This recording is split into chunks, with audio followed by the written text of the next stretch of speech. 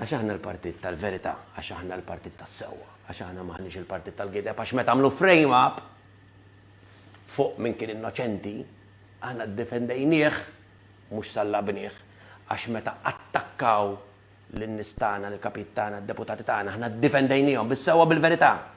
Għax l-aqwa arma dejjem hija s-sewwa, dejjem hija l-verità.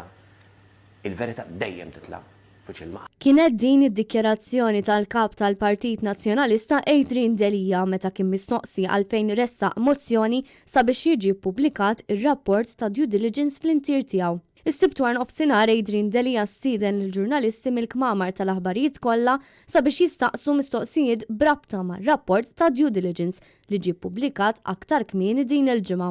Adrian Delija qal li hu dejjem wera d-dokumenti kollha u l-fatti lil kulħadd. Huwa qal il-Prim Ministru Robert Abela għandu jimxi fuq l-eżempju tiegħu u jagħmel attività simili bħal din sabiex juri kuntratti bħal tal-Vitis sabiex il-ġurnalisti jkunu jistgħu jagħmlu l-mistoqsijiet tagħhom.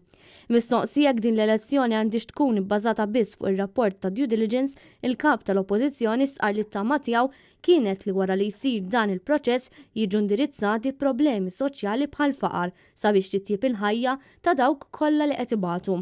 Il-kap tal-Partit Nazzjonalista sqar li jixtieq li l-politika tibda ssir b'tali mod fejn kulħadd ikun jista' jistaqsi b'mod apert sabiex finalment in-nies jiddeċiedu biss fuq il-verità.